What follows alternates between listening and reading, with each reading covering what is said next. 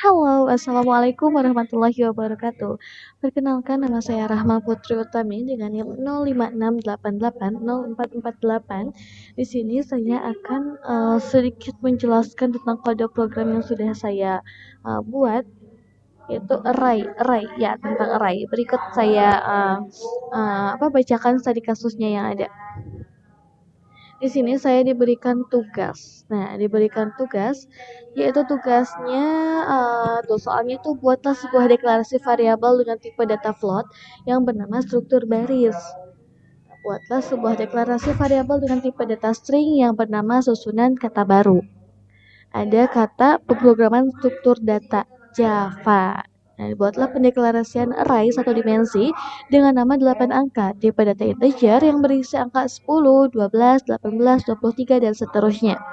Di sini juga disuruh buat deklarasi array 2 dimensi sama deklarasi linked list-nya. Berikut saya tunjukkan kode program yang sudah saya buat.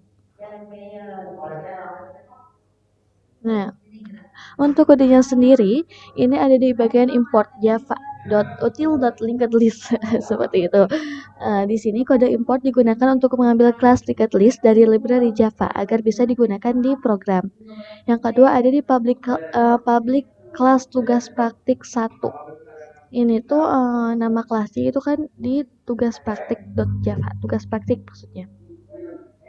Bagian ini digunakan untuk membuat kelas utama dengan nama tugas praktik 1. Terus yang ketiga itu ada di bagian main method. Main method adalah tempat awal program dijalankan. Nah, yang bagian public static void. Nah, itu main method. Yang keempat itu ada variable float. Nah, variable float ini float itu tipe data desimal yang bagian struktur barisnya itu nama variabel seperti yang disuruh tadi. 0.0f itu nilai awalnya, huruf F itu menandakan bahwa data tersebut bertipe float. Nah, di sini ya ini tuh ada variabel bertipe float bernama struktur baris untuk menyimpan bilangan desimal. Yang kelima itu ada di variabel string. String susunan kata baru sama dengan pemrograman struktur data Java. String di sini itu tipe data teks, menyimpan tepatnya penyimpanan kalimat. Variabel ini bertipe string dan digunakan untuk menyimpan teks pemrograman struktur data Java. Dan yang keenam itu ada di array satu dimensi. Integer dalam kurung persegi itu ada di array integernya. 8 angka itu nama array yang dibuat. Ya, berisikan angka-angka yang telah ditentukan tadi.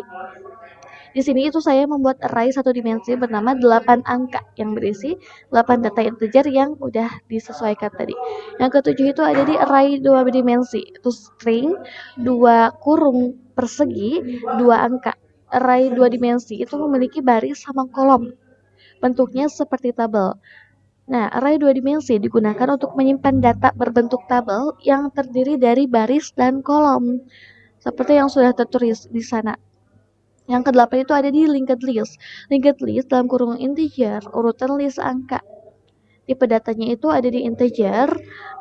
Urutan list angka ini membuat linked list bernama yang urutan list angka. Jadi nama list angka ini linkednya seperti itu. Jadi linked list itu bersifat dinamis.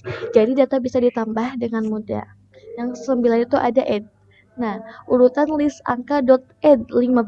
Metode add digunakan untuk menambahkan elemen ke dalam linked list. Dan yang ke-10 itu ada di sistem output atau outputnya. Sistem out.println digunakan untuk menampilkan output pada terminal.